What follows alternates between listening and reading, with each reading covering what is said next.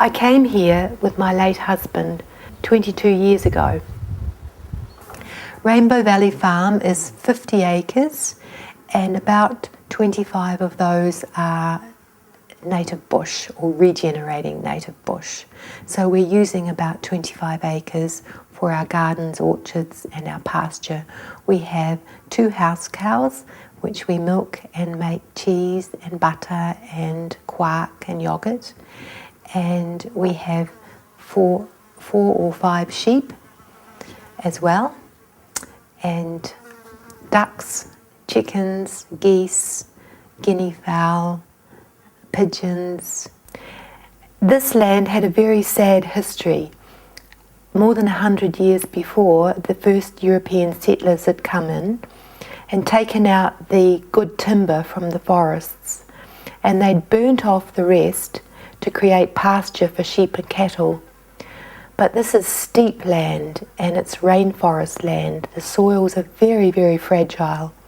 And in the heavy rains that came, the little bit of topsoil that was left was washed off those hills down into the stream and went out to sea.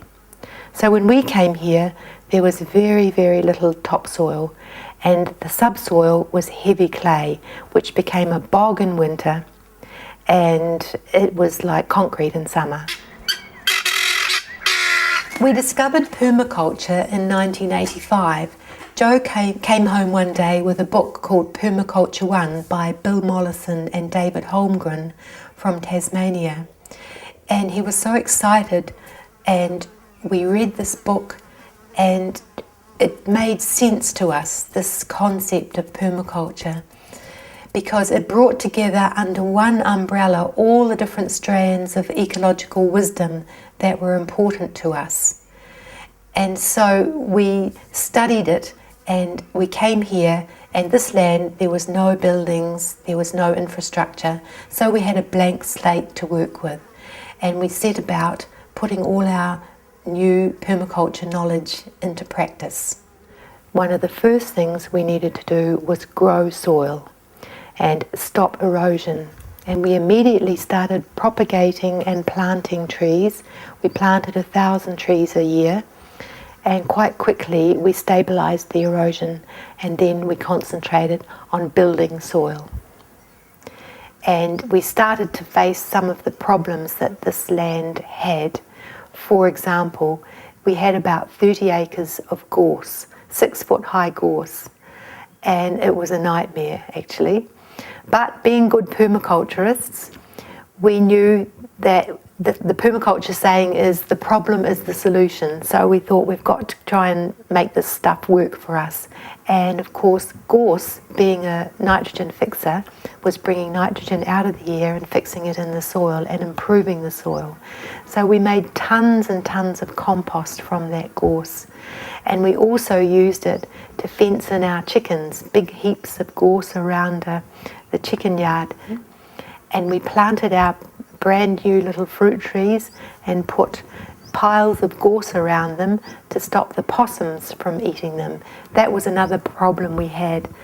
This area, this farm, borders on to 1,000 hectares of native bush, and the possums just continually migrate into the area. So we knew if we wanted to have any food, we had to control the possums. So I think we killed many thousands of possums in the years that we've been here. Just about every fruit tree in the orchard has a possum buried underneath it. It was good nutrient. We started to first of all, to observe what we had here. For the first 6 months, we just observed. We did a sector analysis. Where did the summer sun come up? Where did the summer sun go down? Where did the cold winds come from? Where did the warm winds come from? By the end of 6 months, we had a pretty good handle on what we were dealing with here. We'd identified all the microclimates and decided where the best place was to put a house, where to make our gardens. And we worked out what we needed to do to get some shelter from the cold winds from the south. And we planted a wonderful wind shelter, a mixed wind shelter with timber trees, firewood trees, bamboo, native trees for the native birds, and flax and other shrubs. And this worked really well. It provided shelter for our nursery and for our orchard. And then we began planting our orchard up with all kinds of mixed fruit trees. One of the very successful things we planted was the Ethiopian banana. It doesn't have edible fruit. The fruit have too many big seeds in them, but it grows very fast and very vigorously, and it created a huge amount of biomass. So we planted a lot of things just for biomass to create soil. And over 20 years, we've built up the soil here. Our gardens now have probably 1/2 metre of beautiful black humus that's been created simply by making compost and by mulching. We made hundreds of tons of compost here, and of course we did a lot of worm farming, because worm tea and vermicast is fantastic fertiliser for the garden. And this land has now become highly productive. It's been transformed. We wanted to have fruit all year round, so we chose varieties of apples, the early apples, the late apples, the early plums, the late plums, because we want to extend the seasons as long as possible. So our mixed orchard contains subtropical fruit trees like bananas, cherry moya, tamarillos, babako, pawpaw, passion fruits of course.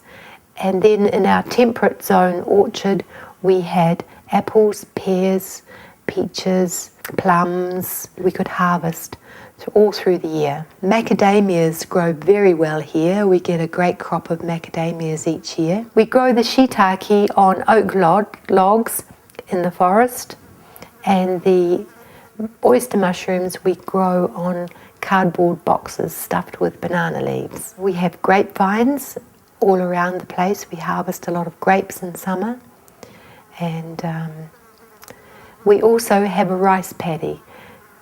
And we also grow water chestnuts and watercress. We do have our own olive trees, and we pickle probably 30 or 40 kilos a year. And occasionally, if we have a bumper year, we have enough to make some oil, but not enough to keep us going in oil.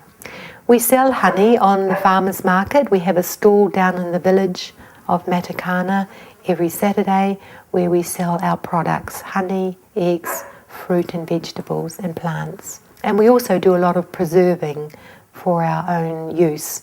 We make pickles, jams, chutneys, dried fruit. We have a beautiful solar dryer that just uses the energy of the sun to dry our fruit. When we first came here, we looked into alternative power, but it's not windy enough in this valley for windmills. We had an expert come, but that wasn't going to work. And at that time, solar panels were very, very expensive. It was actually cheaper for us to get the grid in here.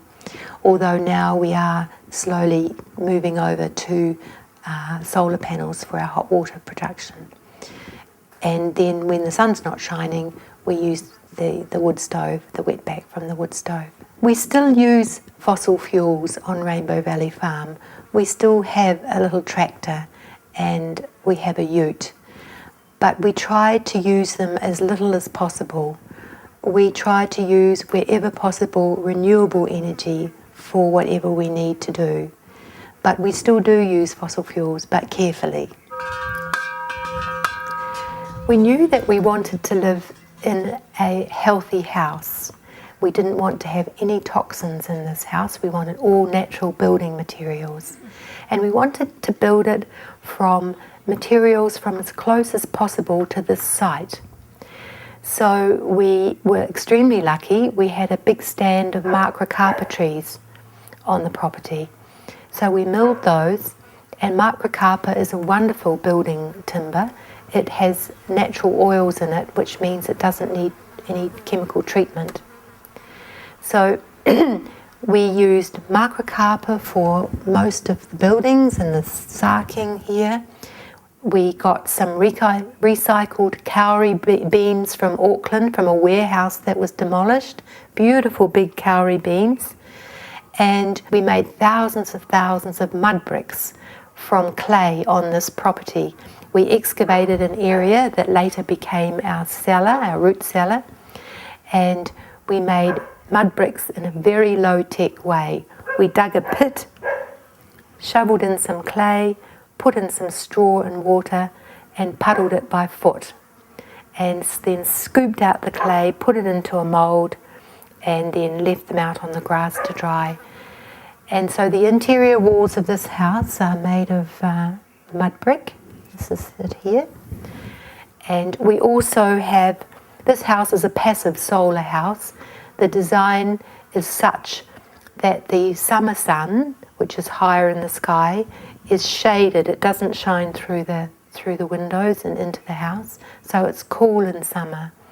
But the winter sun, which is 47 degrees lower in the sky in this area, shines right through under the eaves of the house and onto this tile floor and these mud walls, which absorb the warmth of the sun, so it's a cosy place to live in, a very nice living temperature. And we have a wood stove as well for cooking and heating our hot water with a wetback, and an earth roof. We'd robbed Mother Nature of an area when we concreted this building footprint over, so we wanted to put that back on top to give it back to Mother Nature. We planted it with Mediterranean herbs and succulents, and now we have all kinds of weeds up there as well, and flowering plants and grapevines. So it's in a way, it's a garden on the roof. It provides fodder, food for our bees, so we're harvesting honey from our roof. Joe really loved aquaculture, so he wanted to have fish in the ponds here. So we created a whole series of ponds down one of the gullies of the property, and we got a permit from DOC to have grass carp here because these waterways were choked with an introduced grass called Glyceria maxima, and it was quite common to spray those waterways to free them up from the grass, but we didn't want to do that. We wanted a natural biological method of controlling it. So we got the permit and we have grass carp. They grow very big. They're edible. I personally don't find them as tasty as sea fish, but they are a speciality in Austria where Joe came from. We use compost toilets here on Rainbow Valley Farm. We believe that the food comes off the land, so the waste must go back to the land. The toilets that we have are vermicast compost toilets. The chamber at the bottom is completely enclosed, so there's no leachate into groundwater. And the chamber is like a giant worm farm. There's millions of worms in there, eating away and reducing the volume of that organic matter down to 20% of its volume, and we get beautiful vermicast, which is very valuable. We use it to feed our subtropical fruit trees. We don't use it in our garden, but we use it to fertilise the trees that are bulk feeders.